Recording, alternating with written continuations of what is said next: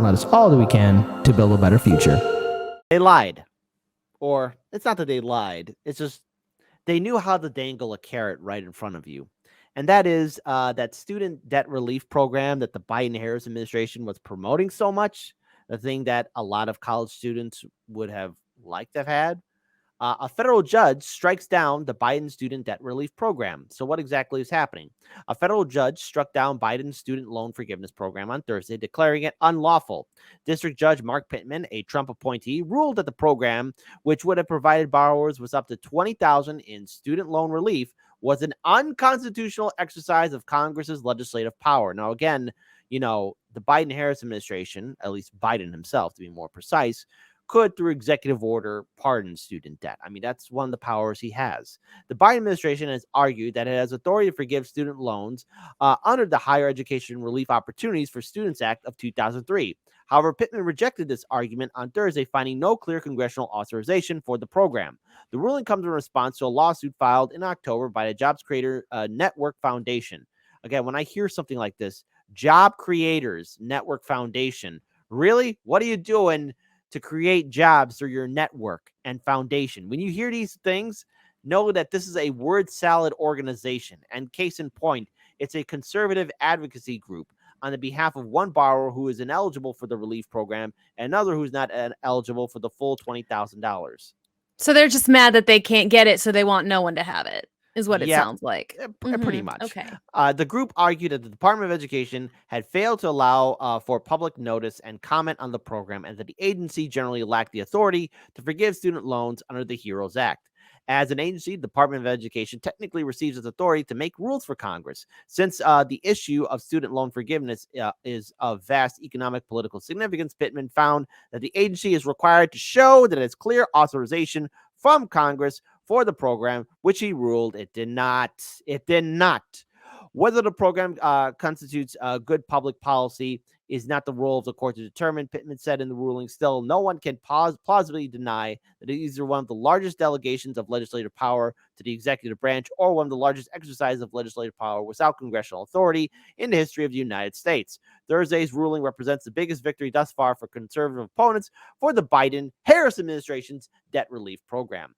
A federal appeals court temporarily put the program on hold in late October, following a challenge from 6 GOP-led states. However, the appeals court ruling only blocked the program while the state's appeal played out and did not strike down the program outright. The Biden-Harris's debt relief program would forgive up to $10,000 in student loans for borrowers who make under $125,000 and up to $20,000 for those who receive Pell Grants. So, I don't want to say I told you so, but I kind of figured that this was going to happen. It's not. This is something that's terrible, because the thing is, you had a lot of young people and a very high turnout amongst young people who voted Democrat, who voted for a lot of these Democratic lawmakers based on the idea, the notion that if we get enough Democrats in Congress, or if we show up in support with the Democrats, that the Biden-Harris administration was going to follow through with this much needed student loan forgiveness. And to be very clear with everyone, I really did want to see this thing work out.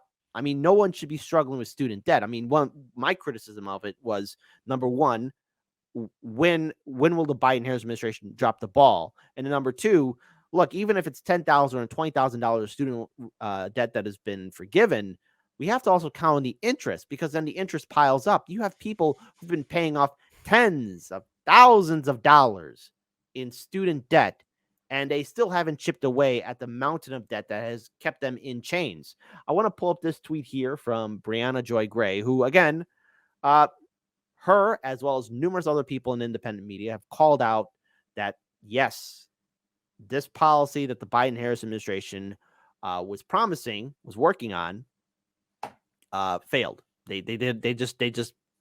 were never going to follow through with it. They weren't fighting for it. Biden could have immediately canceled student debt instead of making it a means-tested program, in which case there wouldn't have been these opportunities for people to obstruct. And again, I just want to pull up this video here. So let me just go. Look, I agree. You need to fix the cost of college problem. But look what happened to the Democrats who took that line, as opposed to the Democrats that supported Joe Biden's policy. Tim Ryan lost in Ohio, he came out strong against Joe Biden's student debt relief policy, saying that it was unfair to the people of Ohio to cancel debt for this population. And Cortez Masto, who was struggling to make up loss, coming up from behind, said that she disagreed with the White House's blanket forgiveness policy because it does not address the underlying issues with college affordability. She said, quote, "I don't agree with today's executive action because it doesn't address the root problems that make college affordable. We should be focusing on my legislation to expand Pell Grants for lower income students, et cetera, et cetera." Okay. I completely agree that there needs to be a more comprehensive approach here. But instead of saying yes and actually fighting for a more comprehensive approach and saying, if Democrats stay in power, this is what we're going to get, they naysayed, said no, painted themselves as enemies of the kinds of programs that really help a lot of struggling Americans. A huge number of people in her district, 11%, I believe, of her district have student loan. And I bet as she is trailing by such a small margin, she wishes some of those people had come out with her because of her enthusiasm. But I guess the devil's advocate argument is there. I mean, you saw the polling for student debt forgiveness. Yes, maybe she would gain voters among young voters if she supported it, but theoretically could have lost people on the other side of that. I mean, we don't know. The theoretical voter who was otherwise going to vote for the Democratic Senate candidate, but for their support of student debt cancellation. I mean, that was the calculation they made, I guess. And I think that the proof is in the pudding. And, her not, expecting not to come out on top probably in that race, and Tim Ryan's colossal failure tracking with low youth turnout shows that there are consequences. So Democrats and Republicans alike spend a lot of time pandering to homeowners,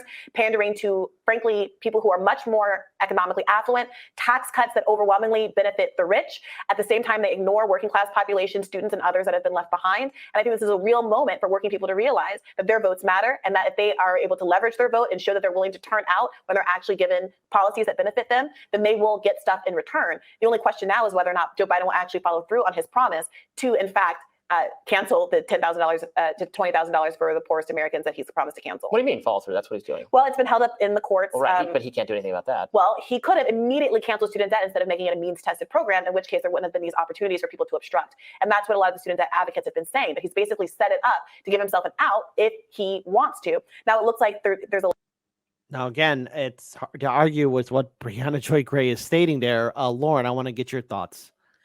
I do wonder if he is going, if the reason that he did it this way is because this way he can at least say, look, I tried to do this in a way that allowed y'all to make the decision on your own, but you didn't. So now we can do the executive order and do the thing.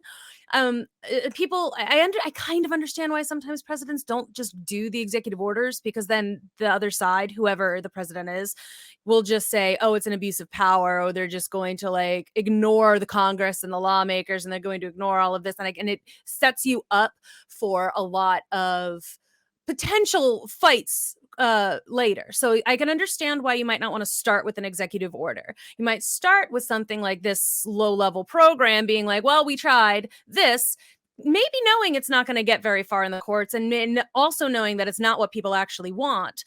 But potentially, now that it's failed, I'm super I'm just hopeful at them. I'm not hopeful. I want to pretend for just a moment that maybe now that this has not worked, he will move forward with an actual cancellation. Now that this hasn't worked, he's got to try something different. Especially if he wants to fulfill his campaign promise, especially if he wants to run again in 2024, he's got to actually do the thing now, and he actually has to do it. But now he's got in his back pocket, well, I tried, and guess who decided that they didn't want it? Look at the people who, like, we can point names and point fingers and point at people specifically who didn't want to, help cancel student debt. I hear what you're saying. And look, if Biden was not a senile old bat and a corporate sellout, which is what he is, or if he had any kids with student debt, if he had any, if he cared. So theoretically, what you're saying is, obviously Biden could, in theory, do what you're saying, and you're absolutely correct. He could still do it. He could. But the real thing is that, and the real fact is that he's not, and he has said so in the 2020 Democratic primary, as well as in the general election. He said he was going to do something, and that's the key word that I want the audience and everyone else here to take away from here, and that is something. Theoretically, he could. In theory, I'm not going to dismiss that. I just hope that this isn't the something that he was talking about, because he can also be said, "Oh, I've done something and it didn't work. Oh man!" Like, and unfortunately, I think you hit the nail on the head. Is that is the something, because now let's look at what the Biden-Harris administration have left. They have another year and a half or so until the 2024 election gets started.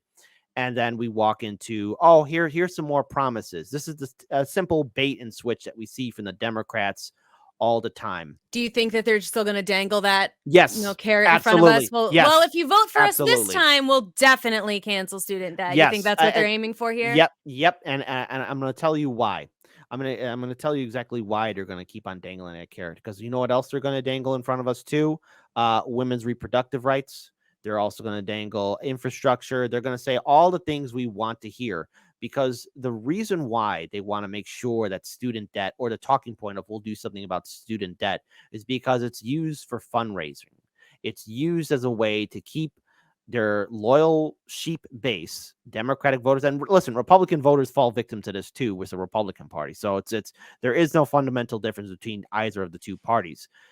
This will be another tool that the Democratic establishment, the politicians, and presidential candidates can use to say, hey, if you vote blue, if you vote Democrat, we're going to do something about student debt. We're going to do something about climate change. We're going to make sure that women's reproductive rights are done. And so the thing is, I want to think that there are better people in this world, but every time I look at Washington, D.C. and all the false promises, all the stories that we've reported on, this is the simple plan. Now let's say if Biden decides to say, well, we tried this way, I could use executive order, then holy cow, well done.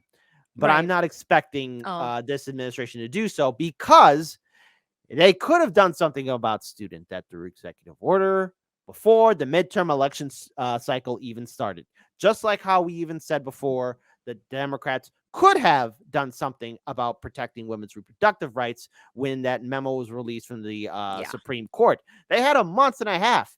There's a lot that they could have done, and let's be very clear. I just want to say this word again. There is a lot that they could have done, but they didn't do it. Especially because, as we're seeing, we know, the voters and the constituents of these people have proven that they will fight for reproductive rights over the course of this past week. As the votes have come in, and we've seen, and we talked about this, you talked about this on the show the other day. It's tons of states, the 6 different states now have tried to protect reproductive rights, or they have struck down measures that were going to take away those reproductive rights. So obviously it is what the constituents want. So the people who are in power know that it's what their constituents want. So they can't, because they know it. I don't know. That's why it's it's strange to me, because they know what we want and they know they have the power to do it, and they just keep not doing it. Which it's what it is, Lauren, is just simple bait and switch and give us more money.